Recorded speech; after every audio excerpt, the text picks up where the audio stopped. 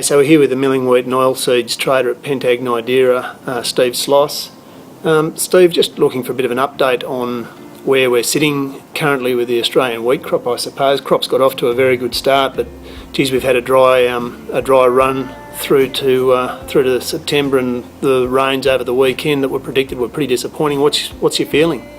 Pete, we did get off to a good start, and in-crop rain has been below expectations. So, look, we're calling the overall crop for Australia between 19 and 21 million tonnes. We think that we're in for a pretty mixed crop when it comes to harvesting. Some crops still look pretty good, and yields in some areas could be 2.5 tonnes of the hectare, but there are plenty of crops around that are back at the 1 to 1.5 tonne of the hectare as well.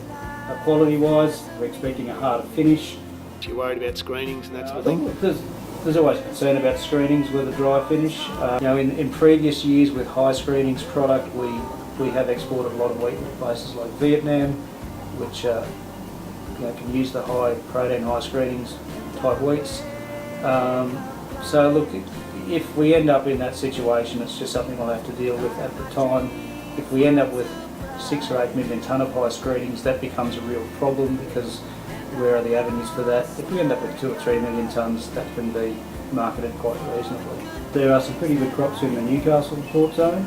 Port Kembla seems to be struggling more and getting really hit with this hot dry weather at the moment.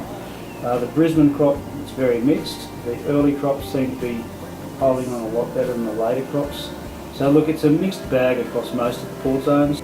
You mentioned that we're sort of getting into harvest now. Do you think there's potential for harvest pressure on Australian grower bids?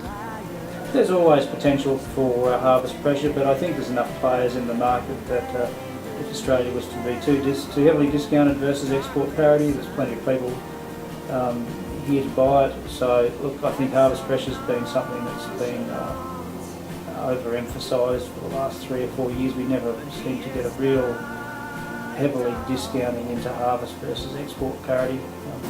So do you think local values will be supported around $300 a tonne? Look, at the moment local values are reasonably well supported, given where the exchange rate is and Chicago is, and even European values for wheat. We've had amazing volatility in commodity markets over the last 6 months. Some of it's been due to supply and demand analysis, some of it's been due to macro influences. I think that we should expect continued volatility in these markets. So I wouldn't want to be one to be drawing a line in the sand and saying, well, this is the downside, this is the upside. Very good, thanks Steve. I feel a little bit like Lee Sales, having interviewed John Laws the other night on the 7:30 report. Did you enjoy that as much as I did?